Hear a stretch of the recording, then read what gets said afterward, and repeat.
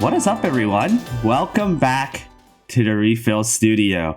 So host SC4, and it's really exciting to have another episode of the RePHIL studio 1 year after it officially started. So get your cans and refill to 99 as we always do, because we'll be ready to do our next set. And I have the honor and pleasure to welcome two lovely special guests today. We have Kirbz and Maddie joining us in the studio today. So as a brief introduction, Kirbz has a lot of titles, a lot of tiering titles, including first place in the Ragtime event, and a couple of T3s in the Harmony Analysis of Change, and very recently in Girls Be Ambitious.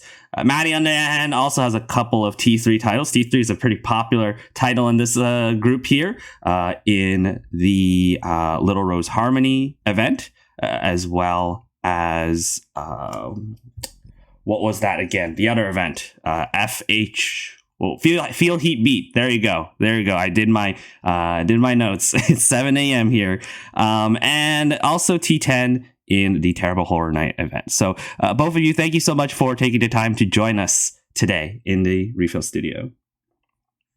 Thank you for having us. Yeah, thank you. Right. So is there anything else that you'd like to add to your intro before, anything I missed for either of you? No, it's pretty much everything. Right. Well, we'll definitely get to learn a little bit more about maybe some other titles as the time goes. But again, great to have both of you on. And for frequent viewers who are going to be watching this on YouTube, you may notice that the format of the podcast is slightly different. You may see a little chat bar below, and as you could see, people who are listening to the RePHIL studio recording live right now, the chat is currently on screen right now, so you can kind of see everyone's reactions to how everyone is how this recording is going. So it's pretty exciting to have these live listeners join in as well. But anyway, enough of the intro stuff. Again, both of you, great to have you, and we'll start to learn more about how did you get into the game and how did you get into series, because obviously you can't get T1s or T3s without actually knowing what Bang Dream Girls Band Party is about. So Kirbz, we'll start with you. How did you get into Bang Dream? I went to Bandori in like 2018, mid 2018. So when Ian was relatively kind of new. Mm-hmm. I followed this person on Instagram a while ago, maybe like 2017, and they would always come up in my timeline, and I would see their posts about Bandori, like their full combos and their posts about new content. And I saw this one post by them talking about the new cover of Lost Ones Weeping by Afterglow. Mm-hmm. And I saw the cover art for it. And because previously, like obviously prior to Bandori, I was a very big Vocaloid fan, and I really, really loved Lost Ones Weeping. It was one of my favorite Vocaloid songs. So I decided to look more into the game after that, and ended up downloading the wrong version. I ended up downloading EN instead of JP. So I didn't get to see the cover for a while, but yeah, I got really hooked on the game after that. Okay. Well, that's quite interesting when you got into the game through covers. That's definitely not, an uncommon thing. Many individuals, I would say myself included, learning about the fact that there's covers in the game of like a tappity tap game. It's just very, very unique. So, when you first heard the cover, did that give you like a first impression that Afterglow was like, wow, this Afterglow band is like pretty cool? And were they like your first band of your choice, of favoritism, or maybe that changed as time went? So yeah, it was definitely more of a visual thing for me, like seeing the whole aesthetic. And when I loaded up the game, I was like, oh, I recognize that band from the cover art. I'm gonna look more into them. And I think definitely Afterglow was my first favorite band as a whole. But I had favorite characters here and there who were from different bands. Well, that's fair. Well, that's cool. Again, just getting into the franchise, and then you started with the songs, and then kind of stuck around with the aesthetics and just the bands and the characters in general. So that's pretty cool. Well, by the way, I don't know if I asked this, or maybe I know this, but who ended up becoming your favorite character in the series? My favorite character is definitely Mocha, and always has been ever since I started the game. I love her funny, goofy character. She's very much a comic relief kind of my staple lazy character. I really love the lazy characters. I had a few other favorites. I specifically from Hello Happy World. I used to be a very big Canon fan. And a Kokoro fan as well. And I would still say Kokoro is in my top 3. Along with Mashiro when Morphonica was released, and I kind of saw the visuals of the band. Her design was very, very eye-catching to me. Well, that's really neat. That's quite neat. So thank you for sharing that, Kirbz. And we'll switch over to our other guest, Maddie. What about you? How did you first get into Bang Dream? And, how did you first hear about the series? I also got into it around mid-2018. I had a friend recommend it to me. She had been playing it a lot, and she thought I would like it, so she kept messaging me saying that I should try it. And I didn't really want to. I just didn't feel like getting into something new at the time. And I think I had to delete some stuff to make room. But she kept saying, try it, you'll like it. I was like, okay. So I downloaded it, and I was thinking, okay, I'll try it. I'll get through the tutorial or something. I'll play for a few hours, and then I'll just delete it and say it wasn't for me. But that didn't happen. I don't remember exactly what hooked me, but I remember I really liked the gameplay. I kept thinking every time I would mess up, I just wanted to try again. And there were also some characters that caught my attention. And I know when I hear a lot of people talk about getting into it, they say they started and then they didn't play for a few months and then they went back. But I didn't have those few months. It kind of consumed my life for a while there. Wow. Again, just like I asked Kirbz earlier, you mentioned characters that sort of stood out and that sort of popped your interest immediately. Dare I ask, was Akko one of them that immediately popped out, or was Akko an eventual favorite of yours? No, she was one that really stood out to me. She was pretty much my favorite right off the bat. Okay. Well, that's very neat. That is very neat. And a lot of people, depending on how they view things, sometimes it's like a character they like it eventually comes in, or some others that it's just like a very good first impression. It was like meant to be. So well, that's good. For both of you, it's quite interesting how you got into the game relatively early into its I guess tenure. We have a lot of people who got into the game a lot later, but both of you seem to got into the game got into the series quite early. But getting into the series early doesn't necessarily mean you get into tiering early. Some people start tiering much later than after they first learn about the game, myself included. Kirbz, when did you first hear about tiering, and why you decided maybe you wanted to try it? I first heard about tiering maybe, I want to say mid 2021. So it wasn't until ages after I started playing. From 2018 to 2020, I would kind of play the game for a few months and then drop it for a few months and come back. I didn't have anything that kept me playing the game necessarily. And I was always a frequent kind of lurker in PubCord. which, I think enabled me to kind of see all of these big tiers with all their podium titles, and they all seemed like they were such good friends with each other. And I saw people talking about clans or like Bandori tiering servers as well. And so I started looking around and asking around to see if I could join any servers to tier with people for my T100s, because at the time, like, this was like August 2021. So I was completely free to play then. I had not spent a single penny on this game at that time last year. So I was just a casual T100 player that wanted to make some friends, maybe. And I did get reached out to by some people from, if anyone knows, the DN clan, which was I've never been, but it was the only clan that I could that I found my way into at that time.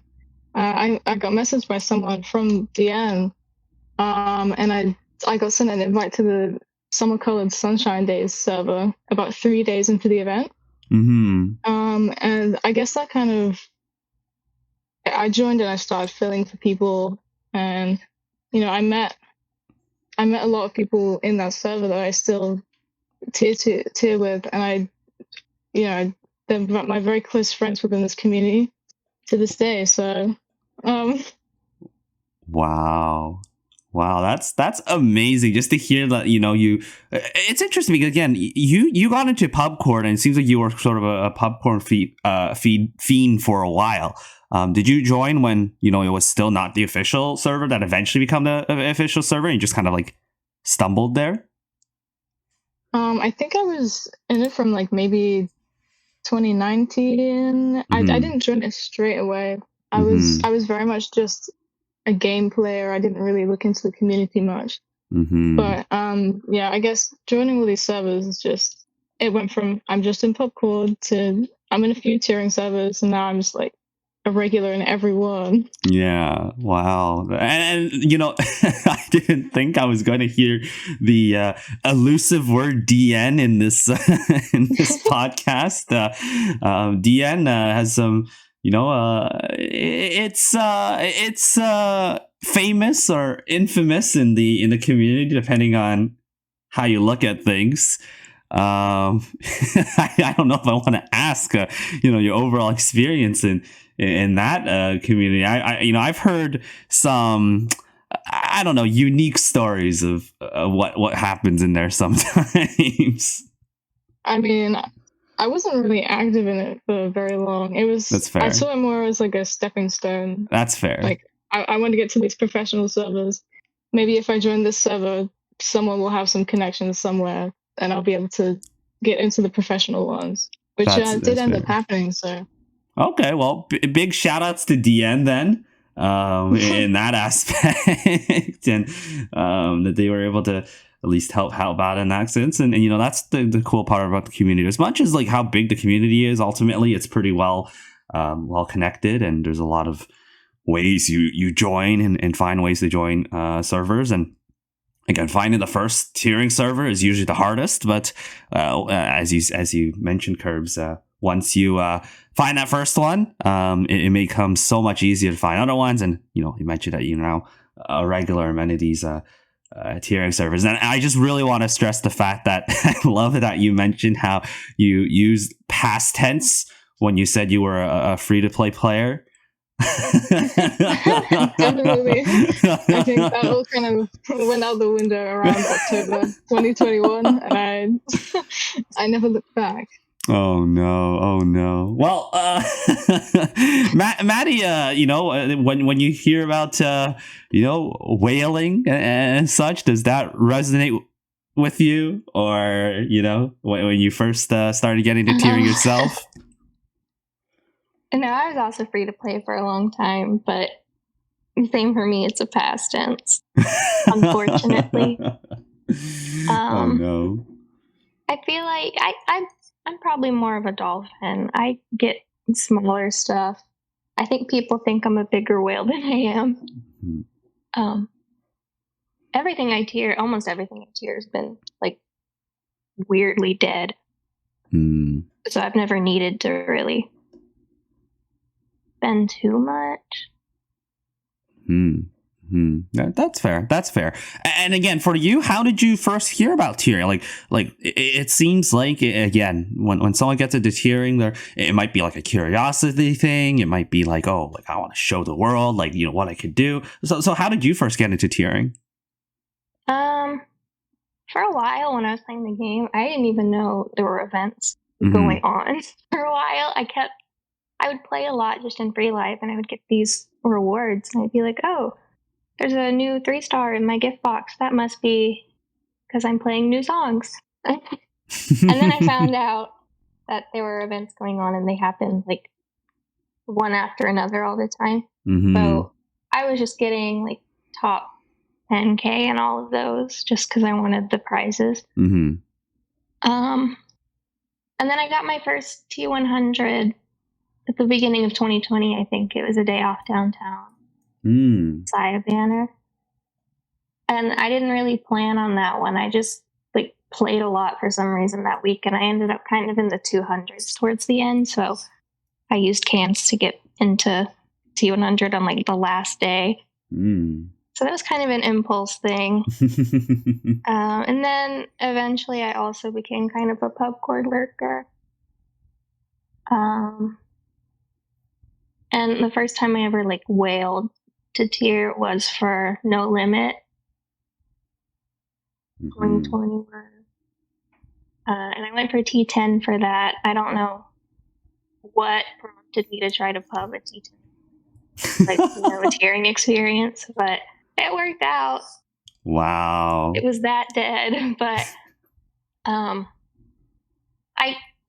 my first time ever using pubcord was during that event. I joined some rooms, and every once in a while somebody would be like, oh, are you the Maddie in T10? Good luck. And it would just make my day. And then at the end of the event, when people send their results in pubcord, I sent mine. I was like, I got my first T10. Thank you to anybody who helped me or wished me luck. Really shy. So. And I think I mentioned like not knowing how to join tiers. And somebody like asked if there was an event I was interested in. Yeah. I really like the little Rose Harmony event. So somebody DM'd me a server for it, and I ended up on the T10 roster for that. But it was like the only server I was in for. And then over time I started joining more. I became friends with some people, and then I found some servers through that. Wow. Well, that's quite neat, Maddie. I didn't mention in your intro that you also got you have more than one T10 title, and No Limit was your very first one where you actually did it kind of all by yourself. So. Or not really all by yourself, but not necessarily in like a tiering server with with pubcord. Yes. So that's actually really neat. And I know a lot of viewers out there or listeners out there, they might wonder if if it's possible to get a T10 without a tiering server. But Maddie, you kind of like went from I didn't know event points were a thing very quickly to like I could actually just play and keep playing, and then I'll get get a T10 in events. So what was that experience overall? And again, I'm kind of like, I guess, getting ahead of myself, because obviously we're going to talk in very big detail about your individual titles and such. But how was that experience overall? Just getting a T10 in a not the most traditional sense, right? Just using pubcord and the friends you made along the way there. Like overall, you already mentioned a little bit of how you felt overall, and when people were cheering you on and sharing your screenshots. But like, did you find it like difficult? Did you find challenging for being your very first really major tiering experience? I had a lot of fun. I didn't think it was that hard, just because it was No Limit. I think it's like the lowest mission life T10 that I have. So it wasn't really hard. I was kind of nervous for a lot of it because I was the only person in T10 that didn't have the same server tag. Yeah. Everybody else 1 through 9 was in the server together. And then I think 11 and 12 also had those tags. So the whole time I was just nervous. They didn't really, like, they weren't really close behind me for most of it. They must have just been going for T100. I don't know, but it still freaked me out. I was like, they could come for me at any time. the little ras sandwich you're in there. Yeah, and I remember I looked in public board and I saw Frost. Like, I don't know if he was joking or not. He probably wasn't, but I saw him talking about sniping. He was like, if it's dead enough, I'm going to snipe. And scared me. I was like, no, he's going to come for me. I had a pretty big gap between myself and 9th place for a good bit of the event. So I just had to like work to close that if somebody tried to snipe. That's fair. Well, you managed to fend it off and did a very good job there. But yeah, that's great to hear. And again, we'll talk a little bit more about your individual tiering experiences very shortly. But again, that's a great story to start things off for this podcast today. So yeah, thank you for sharing that, Maddie. It's great to hear that you're able to get that goal, even being like, relatively new. And then obviously things kind of kickstarted your career afterwards. So definitely very neat.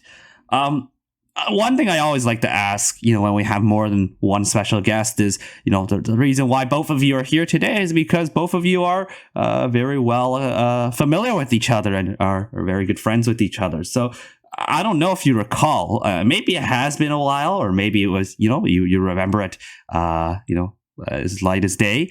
How did you two meet each other? How did you two get to know each other in the community? And what was that like? And again, I'm not going to direct on anyone, and feel free to just jump in and share if you remember when you two first met. I don't remember exactly when. It was definitely within like the past year or so.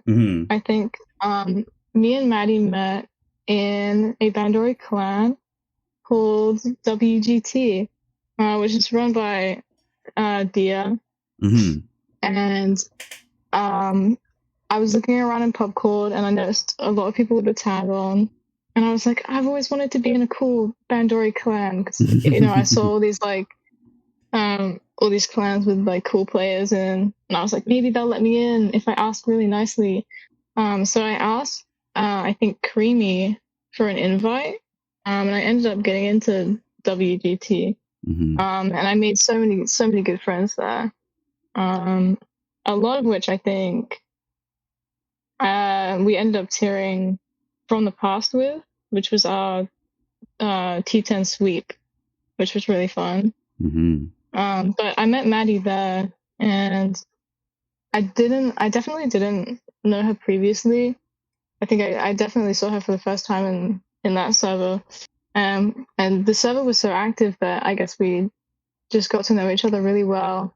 And I was like, oh, Maddie's so nice. She's so nice. I'd love to be a friend. Oh, I'll cry. Well, that's really heartwarming. And again, that's like the really cool part about the community here. Just like, just being able to interact with people, especially when you're like tiering, you have like nothing like too much better to do when you're tapping, the screen A to Z over and over again. You really get to somehow bond with other people and really get to know other people quite well. So that's, that's really cool to hear. It's very, very heartwarming to hear, Kirbz. Maddie, I don't know if you have like the similar sentiment when you first met Kirbz and what you thought about him. Yeah, Kirbz was one of the first people I met and became friends with in the community. Just everybody in that server was like, that was my first experience really talking to other people in the community. I really wanted to make friends. I just didn't know how. It's kind of scary. So I wanted kind of a smaller server to hang out in, and I saw, I think, Dia had it in a little about me, like, to join WGT, and I knew that Dia and Goon were in it, and they both did No Limit T10. Like, okay, maybe we can bond over that. I don't know. So I DM'd Dia and said, hey, I want to make friends. Can I join your server? And she gave me an invite, and I joined, and it was a lot of fun. I got to know everybody in there pretty quickly because it was very active. And Kirbz was there, and no offense to everybody else, but he was one of my favorites right away. Well, that's really cool. That's really cool. Do you have it? Do you two have anything like notable? Do you remember anything like really like silly, that and like a first impression or maybe something during your tiering times? Obviously, this will eventually go into tiering, because your tiering experiences, because although neither of you really tiered like a really like I guess a high tiered a same event, but I'm pretty sure that you've definitely tiered together at some point. But before we talk about the tiering experiences, anything like fun that you remember, like to share? Maybe like, was there a first impression that you're like, oh, that's like pretty hilarious?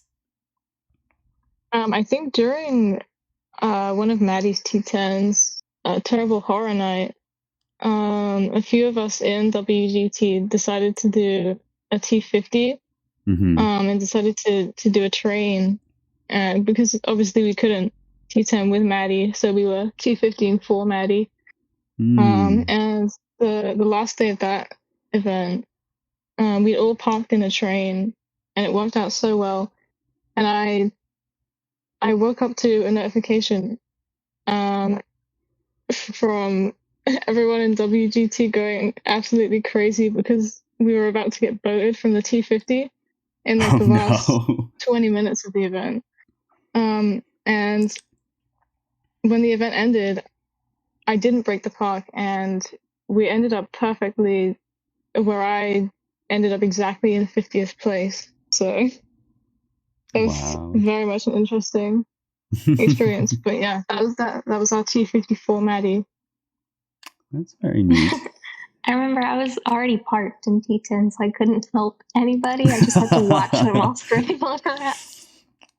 That's the worst feeling, because like, again, like as a tier, especially if you're high tier, most likely you'll be finishing much sooner than the T50s, the T100s, because at that point you really don't have that much competition. You're just kind of chilling, having a great time, and then you see your friends like squirming about, struggling.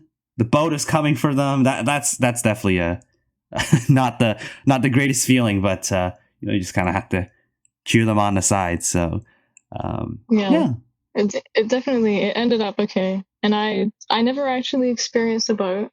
Oh wow! Until the most recent Nanami banner. And me and Kirbz both ended up just outside of the T100. Which is unfortunate, but I guess it had to happen at some point. Yeah. No, I was just gonna say, like, you avoiding the boat for so long in your tiering career, you must be, like a genius. And then you literally said the word until, like,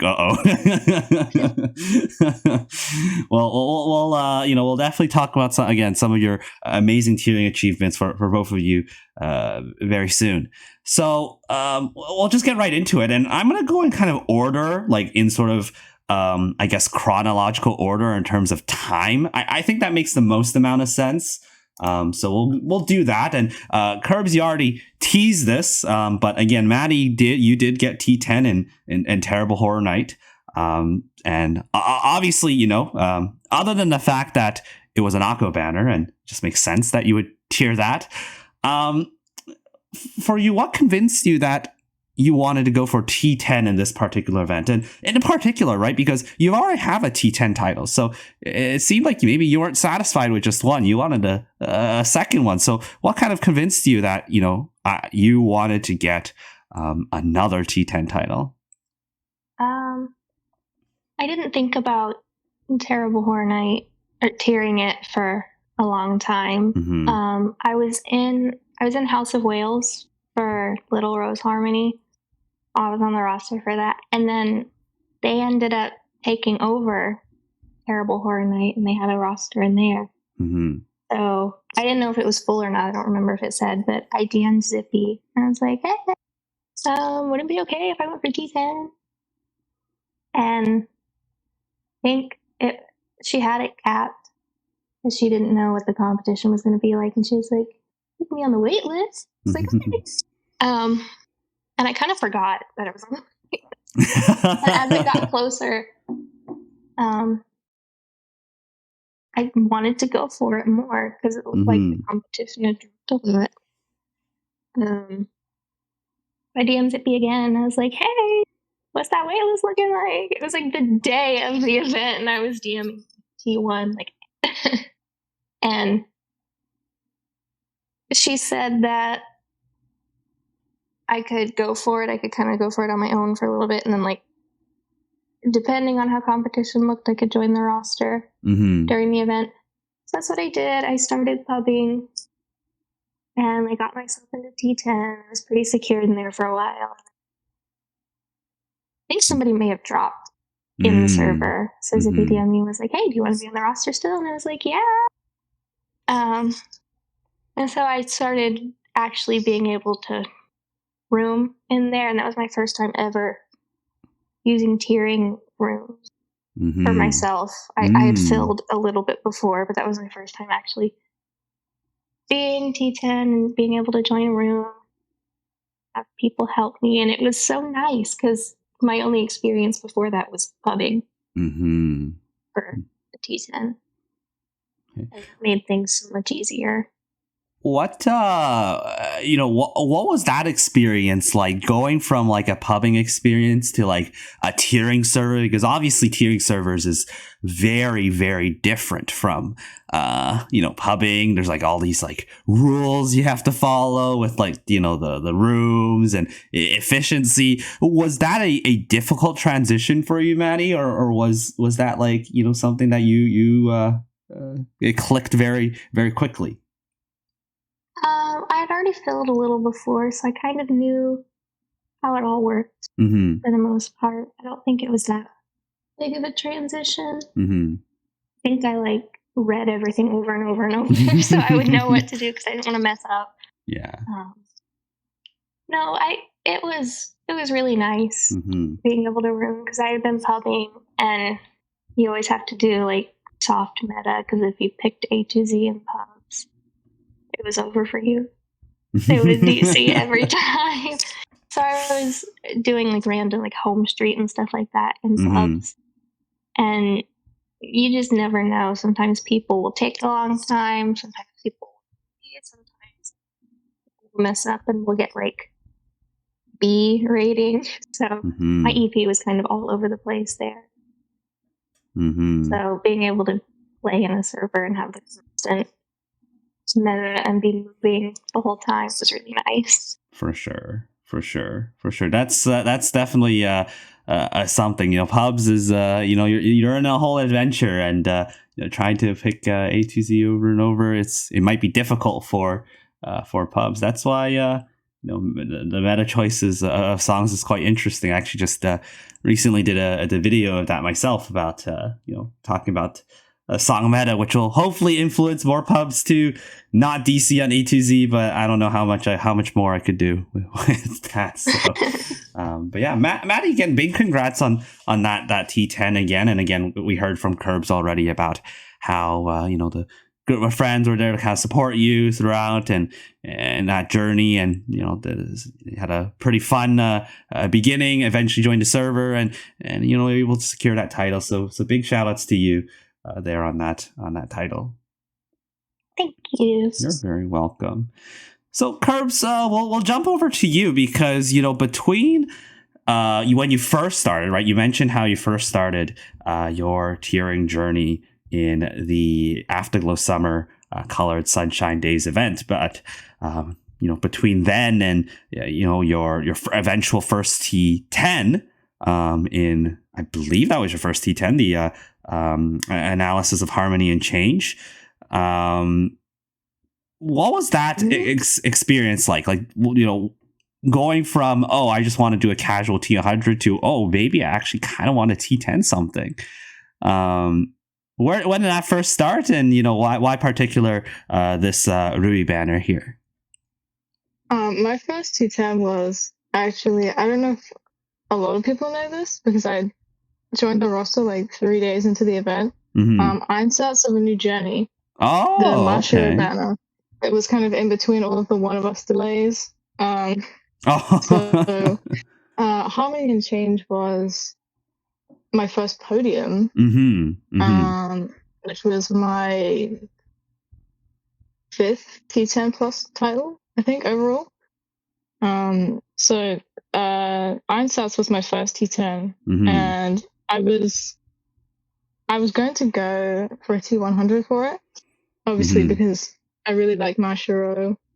And with all the One of Us event delays, I was like, I have to spend my stars on something. I'm gonna T100 something while the delay is happening. And I saw like two days into the event that the roster had 6 people on it and it was uncapped. So I messaged Nova, who was the T1 runner, if they had any space for me, because at the time I had like 25k free to play stars saved up. That I was saving for a T10 way in the future. And I had to isolate because I had COVID, so I had I had the length of the event completely free to just go as far as I had to, which wasn't extremely far, because I don't think it was it wasn't a very difficult T10, but it was kind of a nice one to do. It was my first one. And that ended up being the event where I met Jun, who was the T1 runner for Girls Be Ambitious. So I ended up sharing with them again. And I think I went for it mainly because the timing was right. I liked the character. And I thought, hey, maybe if I have enough free time, I can push myself and get this title. And it kind of went from that to, hey, this isn't so difficult. I could do more of these because I have money now. So that first experience kind of influenced me to do more T10s. Hey everyone, it's Phil here. Hope you enjoyed the episode so far. As a reminder, the RePHIL Studio podcast is available on all of your favorite platforms. Check us out on Spotify, Apple Podcasts, Google Podcasts, and make sure to give that high rating or the thumbs up whenever you do, because helping the podcast increase its reach to other viewers is greatly appreciated. In terms of other content, check out my VODs channel, the card description above. Consider subscribing to check out other content. And also, if you want to be a part of the content, join the Anga Academy Discord server, links in the description below, where you can contribute to the studio question every week and interact with special guests featured on the podcast. So looking forward to seeing you there. Last but certainly not least, a big shout outs to all of my Filler Nation members who've been constantly supporting me in my content. I really appreciate each and every one of you, and you get shout outs on pretty much every podcast episode. So thank you so much for your support. If you really like my content and would like to support me, join the Filler Nation by either subscribing to my Twitch channel or by joining my Patreon. Links in the description below. There's also a new feature. You can give us super thanks through my YouTube, so you could do that as well. Any support is greatly appreciated. Let's get back to the episode. Yeah, that's quite interesting because, again, like, I guess let me rephrase the question I had earlier, right? Because analysis Harmony Change was your first podium, but in between you had a whole bunch of T10 titles. So the feeling of getting a T10 title, I imagine that's like something that's like, it's something you're very proud of, and you just wanted to continue that feeling and get more of them. So what kind of, again, you mentioned how, it's really neat to get these titles and be able to continue to achieve them. So what overall did convince you to, want to get more T10 titles, eventually try to plan for a podium title? What was, was it that you saw your potential to get all these T10s? You're like, you could push yourself and go for a podium? I think the main thing that inspired me to go for more of these titles was definitely the community and the experience of, instead of just filling for people and like talking to them on and off during the event, you sit in a virtual room with these people for hours and hours, and you all slowly go insane together, and you get to know each other really well. So like that whole like making friends and being able to cheer with them a lot is just one of the things that keeps me playing this game, because it's such a unique experience. And I think every event in reference to that is very different. I've had T10s where I barely talked to anyone, or I had some friends on the roster and then some people who were more distant.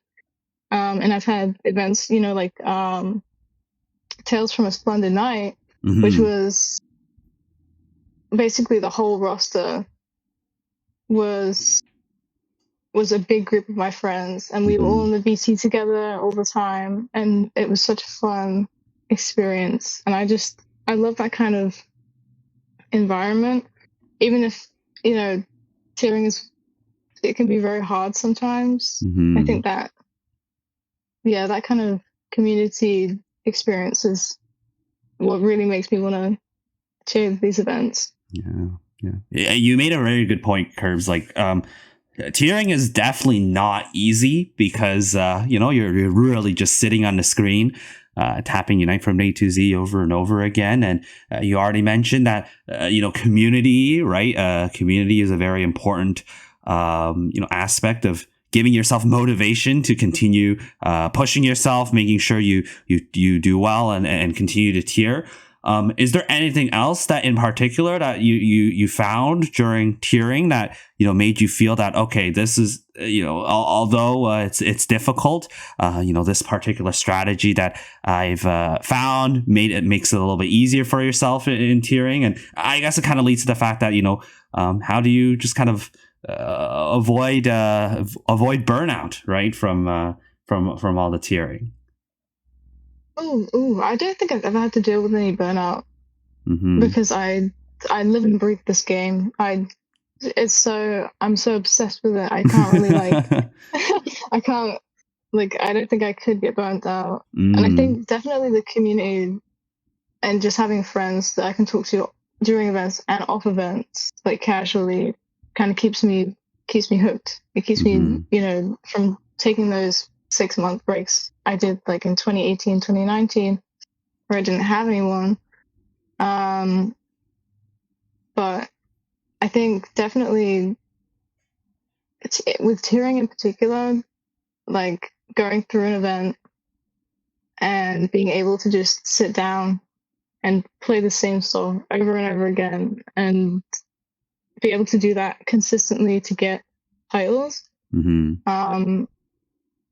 I don't really know if there's anything I do to make it easier. I think it's just, I have watched so many TV shows that I've put on in the background while I've been tiering that I wouldn't have even gotten through if I didn't have to put something on in the background to stop me from going insane. Like, if there's not a VC, I'm listening to music, I'm watching a TV show, I'm maybe eating something, I don't know. Yeah, that's fair for sure. It's really cool to hear that you're able to find ways to spend the time, and you could be the average person who's just watching the TV show and not really doing anything else around it, but you can have the flexibility to be like, wow, I've watched all these shows and I have a PNG of me being top 10 or top 3 in the world.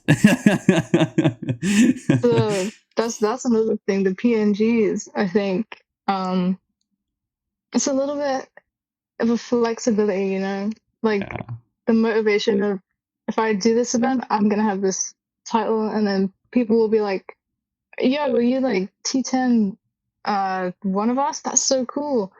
I need to be humbled, to be honest, but I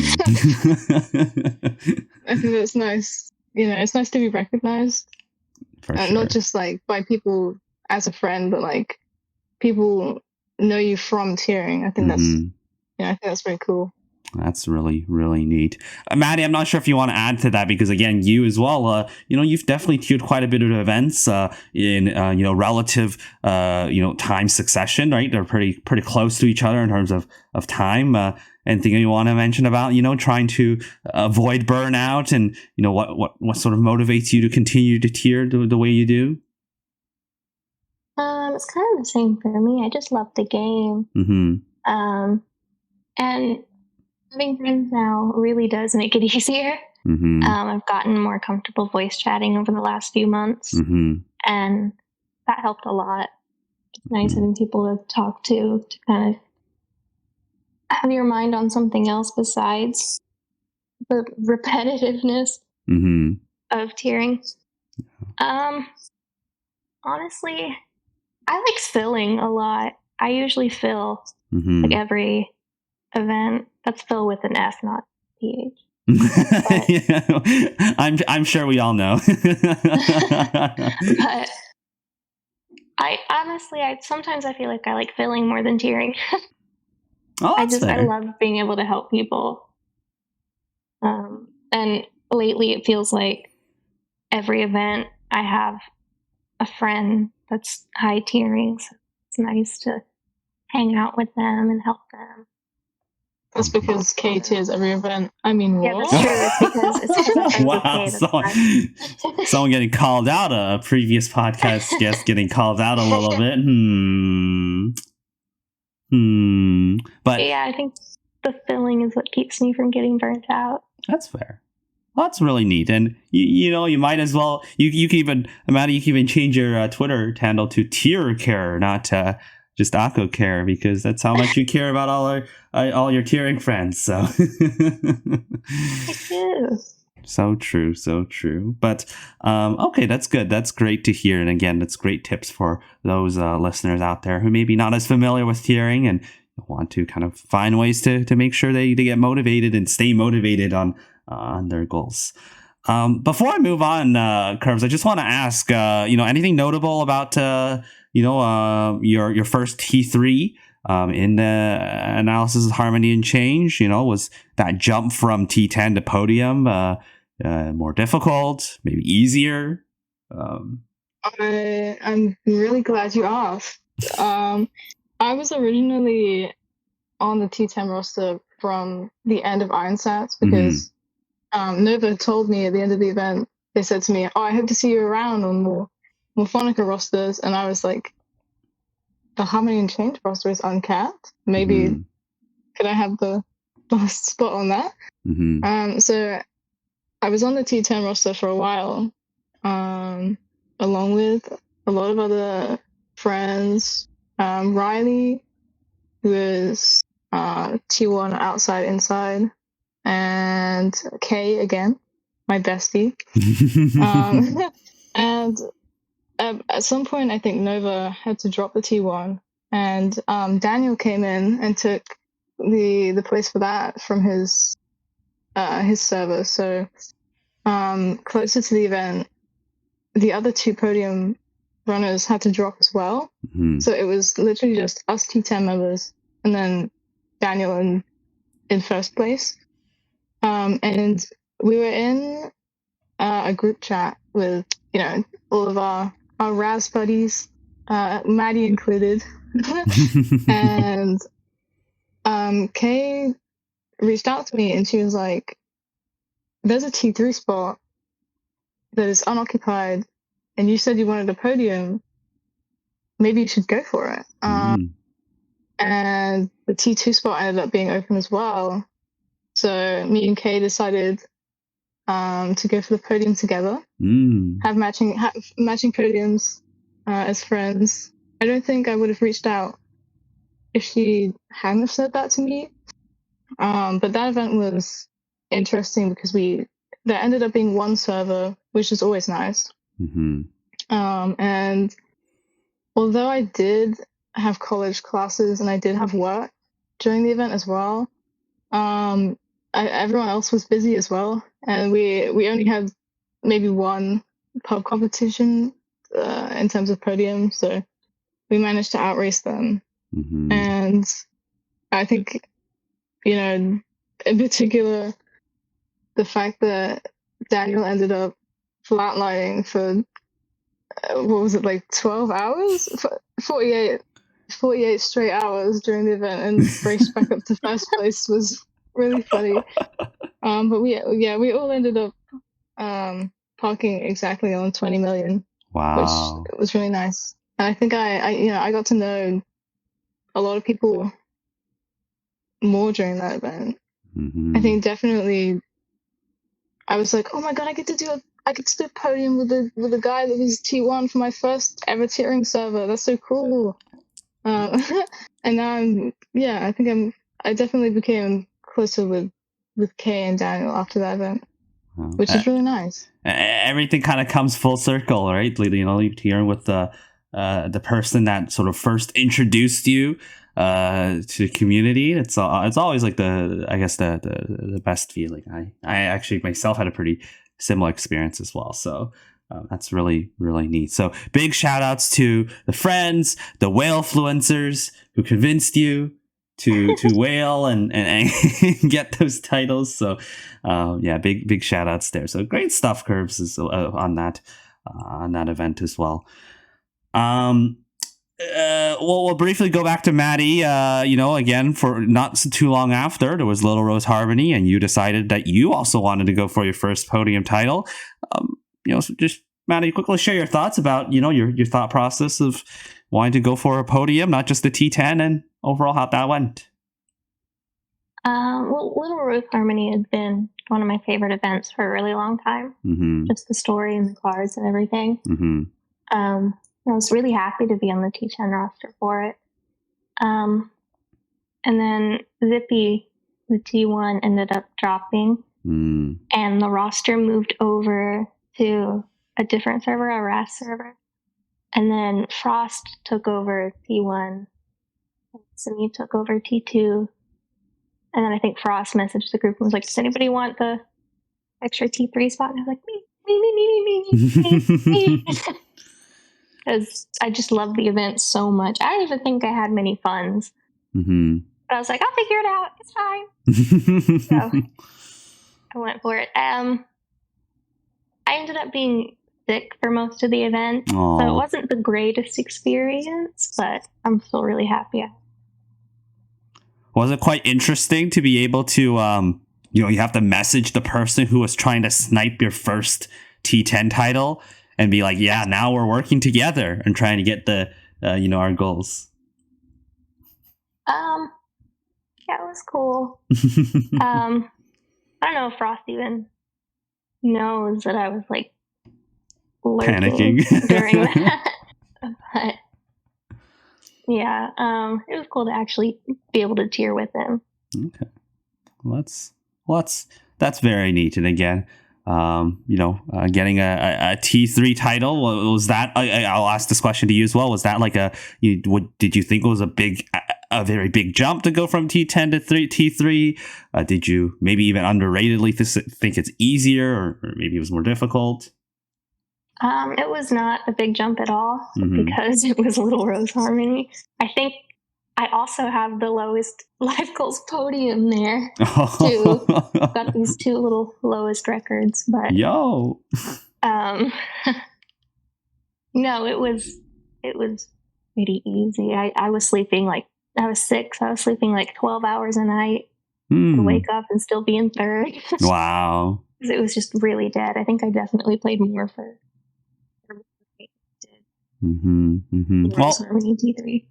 Well, regardless, even being maybe a lower record than average, it's still a very amazing achievement. So regardless, you could kind of brag about that and be like, yeah, look, tiering is easy, guys. Look at how all the lowest scores you can get to get these titles. So you could kind of brag about that, I suppose, a little bit of a little bit about that there. So okay, well, that's good. We're running short on time, so we're gonna quickly jump back to Kirbz because I really do want to learn a little bit more about your thought process in terms of wanting to tier Ragtime. and trying to get T1 there. So I'm not sure, like, just briefly, like, when did you decide that you wanted to go for T1 that event? Was it like literally the day before, or you had a lot of time to prepare for it? And, what convinced you that was your dream T1 event? The build up to me wanting to T1 Ragtime was very interesting. And I'm going to jump around a lot when I say things because a lot of this is like, I don't want to say it publicly. That's fair. To respect my good friend who I was going to tier with. But initially, this event, or Ragtime, I was going to T100 because I had exams, like final exams, in the weeks that I thought Ragtime would be.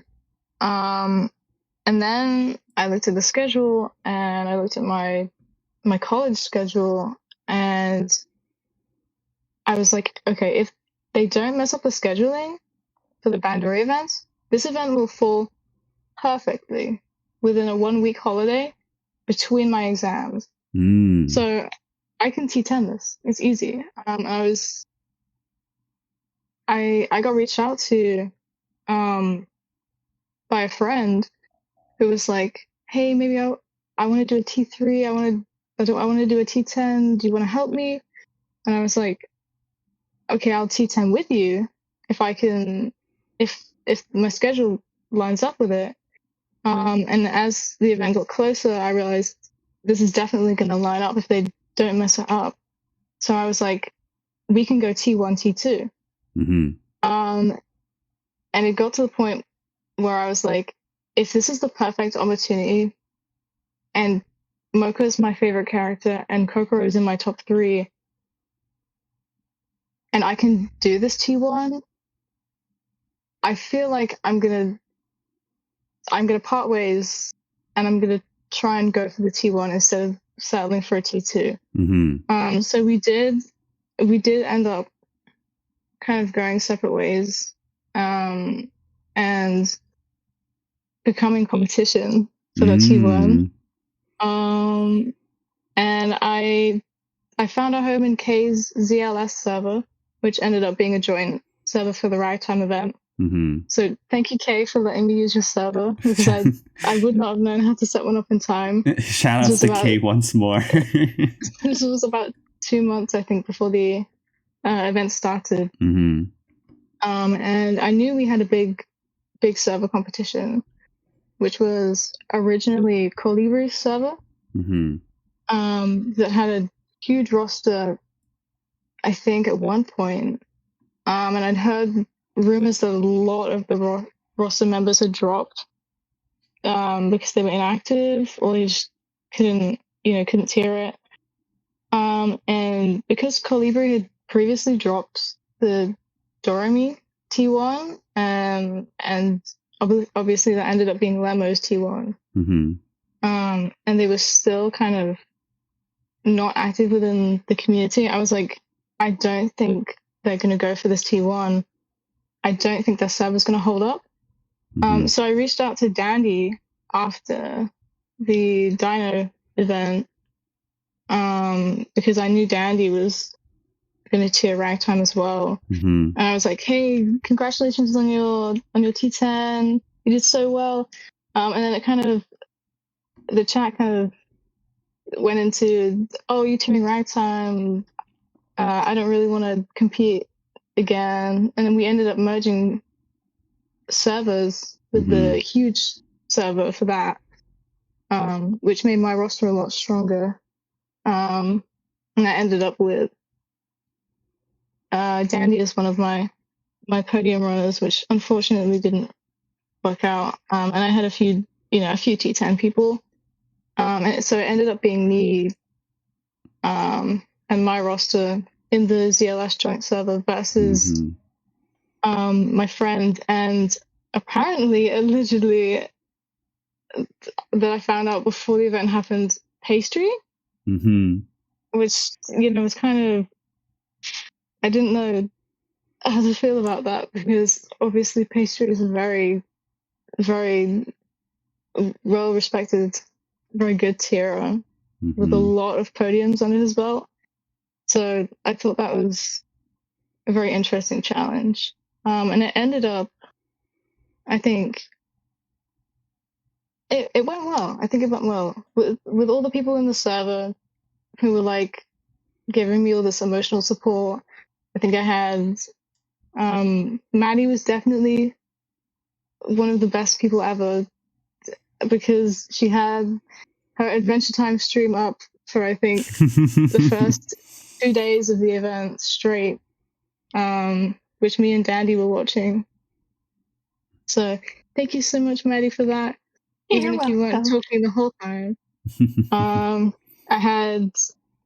think I had Sino as well. It was very much my best emotional supporter. I think he said in his episode that he likes to be in the VC a lot. So that was definitely, I'm glad I had people to keep me awake, especially during the first 2-day run that I had. I'd never even done 24. My record was like 16 hours. So, going from that to doing 2 days straight was super crazy. I started to go a little bit insane, but I did manage to push through that, and end up with a T1, which is so crazy to me because, like, I'm gonna mention Summer Glow again because it's so memorable for me. But going back to that first server I ever joined and not knowing anyone and only being able to do T100s, to like having this server where everyone's like shouting for me and like supporting me to get this T1 on another Summer Mocha banner is like such a crazy parallel. And I never thought in a million years that, like, back then, that I could have ever achieved something like this. So definitely, I love the community so much, and I love all of my friends. Wow, that's what a great story to share, Kirbz. And again, a lot of with tiering, it's it's a competition. It's can be quite fierce, but again, it's all about the support that you have in the back, and how well you could manage your time and use it wisely. And it seems like you really did not have much regrets about that. Again, trying to say, okay, well, this is sort of like the perfect special banner for you, and you're able to get that achievement, and with the help of people like Maddie, of course, to support you throughout the way. So again, that's great to hear, and big props to you on that T1, and it's it's great to hear that you're able to get that title and be able to win it over the competition there. So big shout outs to you. Thank you. Yeah, great. So we'll be wrapping up pretty soon. I just want to, before we do, again, it's really interesting to see how like the chronological time of orders events after, right? So right after Ragtime, of course, it just basically felt like neither of you really took a break of tiering, because then there was Spectre, which I don't want to talk too much about that, at least for this particular episode. We have Iris and Secrets of Youth, so a couple of unfortunate unwanted guests named Boats coming in. But then there was, of course, Feel Heat Beat, which, of course, Maddie, you got T3 in. And then right after, Kirbz, you got T3 and Girls Be Ambitious. So you could kind of say it's like a back-to-back, a little fun back-to-back podiums for both of you there. So anything notable that you want to share, or any fun stories about either of these very recent events that you were able to get these nice new shiny titles under your belts?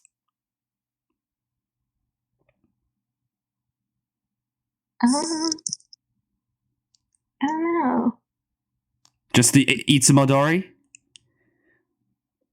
I think definitely with GBA was very ironic because it was supposed to be my first ever top 10, which it definitely wasn't. But yeah, I think just going back and being able to T3 an event that I was gonna sell for a T10 on, and it was kind of like, I'm taking it back to like 2018, where I didn't know anything about touring, and I was like, this Tsugumi event looks so nice, cooking class craziness, and I got a top 2,500, and I was like, this is my favorite title ever. I love it so much, and I had it equipped every day of my life. And when it got announced on JP that Girls Be Ambitious was out, I was like, this is just like that. This is like that event that I tiered when I was a noob, that I still remember so much. And I ended up tiering that with June, who was T2 for my first T10, and with Kay again, and I really just loved that. That kind of being able to tier an event that was very similar to the events that I used to tier ages ago, very casually. And I really liked that. And to be able to get a podium on it was super crazy. Even if it was like, not even just over a month after my T1. Yeah. You keep the momentum going, right? So just keep having that momentum of just playing more and getting more titles. It's really cool, especially in just that short amount of time. Just get back into the swing of things, right? So that's true. Yeah. I'm gonna keep touring until the day me and Maddie eventually end up on the same roster together, hopefully. Okay. I don't know how it hasn't happened. Yeah, that's kind of crazy. That's crazy that hasn't happened yet, but maybe soon. Maybe Bushu Road will attend to your prayers. So we need another Akko Mocha, Maddie. I know. That'd be perfect. True. And Maddie, just very, very briefly, Feel Heat Beat, Feel X Beat, Heat X Beat, RAS event, very interesting. Like you've tiered not a couple of RAS events, so Akko's your favorite character. I'm gonna guess RAS is probably your favorite band. Yes. That's a overall good experience there. This might have been I'm just gonna check real quick. First VS Live event. It looks like. Yes, it was. Yeah. I was very busy, so it was kind of a stressful event. But I don't know why. I'm glad I did, but I don't know why I asked to take the T3 spot. It was kind of funny though, because like when I got added to the roster, it was completely like by peer pressure. I had so many friends on this roster wanting me to join it. I didn't want to. They kept asking me to, and I was like, no, there's going to be so much competition. I don't want to. There were like 4 servers for it at the time. Yeah. And then everybody just started dropping, and we ended up kind of merging, I think, with somebody else, maybe. I don't know. And there were only like 6 of us on the roster all of a sudden, and we didn't know of any competition. And I think Dia took over the T1 spot, and then Riley took over T2, and we had nobody in the T3 spot. And I was like, okay, why not? It'll look cute with little Rose.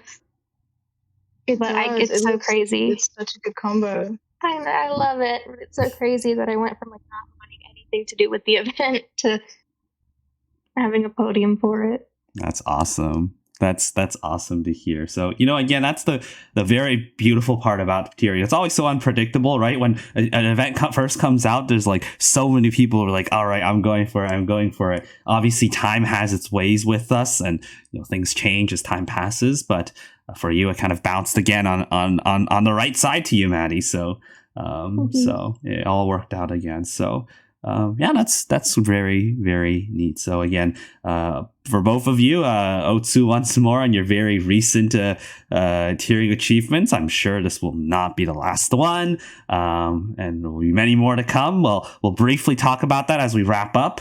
But before we do, I just want to briefly talk about a studio question. We usually have a studio question at the end of each podcast episode where I share with Discord members as well as you guys in terms of answering this question. So this time in the studio and the RePHIL studio, we're going to be answering the question sort of live.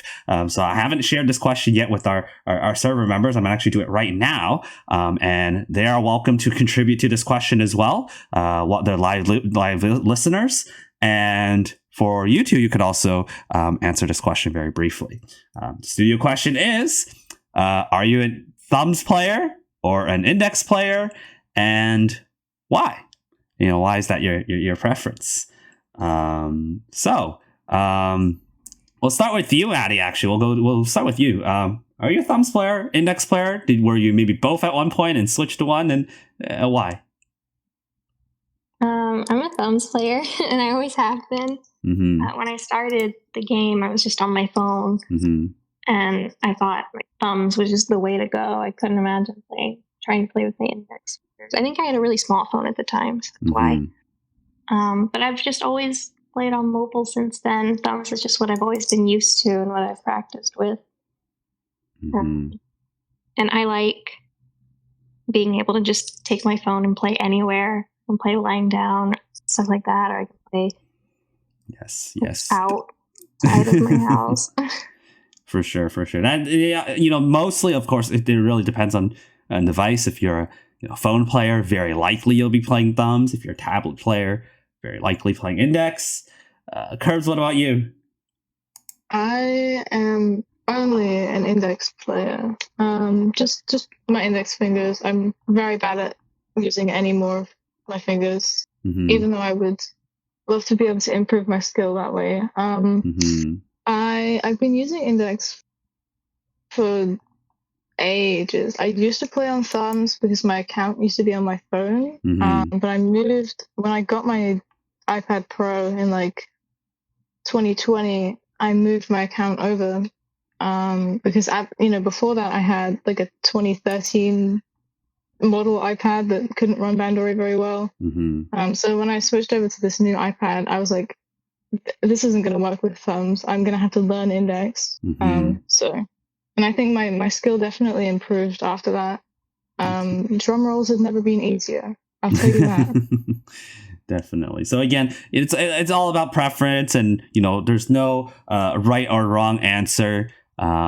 Although I would probably myself would say index fingers is the way, but I kind of definitely use a few more fingers as well to kind of help out on some parts. I've actually, because I have a bit of a piano background, so it kind of definitely makes more sense to me to do index. But obviously, having more fingers involved to help with some more difficult patterns is definitely helped quite a bit. So again, our live listeners, as you can see, have contributed quite a bit to this this question as well. And if anyone in the YouTube comments also wants to contribute to the studio question as well, feel free to do so. But yeah, that was a fun podcast for both of you. Thank you to you two for so much for taking the time to join us in the studio today. We'll quickly wrap up with some last words and last shout outs, as well as any future events that you plan to do, and hopefully get some support from perhaps some of the listeners out there. Kirbz, we'll start with you because I know you may have to run out very soon, if not now, for your work. But any last words, shout outs, and future events that you'd like to share with us today? Well, before I retire, hopefully, and not, don't spend too much money, I aim to complete my 1 to 10, titles, just one in each place. I need a T7 and a T9 and a T2 at the moment. My next event, I think I can say this, Morphonica Bandori 2, another T10. Hopefully, if my schedule allows it, which I'm relying on a miracle right now, I'll be running for T2, Scribble in the Blue, with Daniel, my very good friend.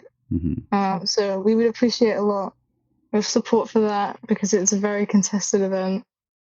And after that, I'm just gonna kind of go do whatever comes up. And then I aim to retire on the Rinko event next year as like I'll get my double T1, I'll retire, and everything will be fine. So I'll still be going until then. All right. Well, you'll see me around. All the best, Kirbz. And again, if anyone wants to support Kirbz and his achievements, feel free to again join the Young Academy Discord server. All my guests are there, and of course, any support is greatly appreciated. Maddie, what about you? Last words, last shout outs you want to say to the people, and maybe any future events? Shout out to Kirbz. Love that guy. I do have some future events. I'm not really trying to go for a 1 through 10 thing. It's fair. But I have a few T10s that I'm planning on doing. The Rinko Tomoe banner coming up. I really liked that group of characters. And then the All Girls event with Masking and Rui.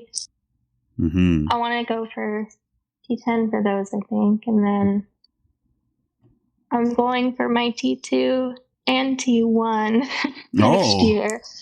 And they're like really close to each other. So I don't know how that's gonna go, but I want to go for T2 and Backstage Pass 5 Part 2. I love that event. It's got my favorite Raspberry and my favorite Morphonica girls. I love it. And then I'm gonna try for my T1 like 2 events later and Road to Avalon, the Aqua banner. Because I always told myself, like, if I ever T1, it has to be. It has to be Aqua, right? It has to be. It has to be, yeah. Well, again, all the best, Maddie. The best of luck in your future events as well. And of course, again, of our listeners out there, if you want to support either of our guests today, feel free to reach out, and I'm sure they'll be very appreciative of your support. So yeah, let's wrap things up. And so again, both of you, thank you so much for taking the time to join the RePHIL studio today. So our set has been complete. So get your cans ready for our next set, and make sure you're ready to refill on the next set.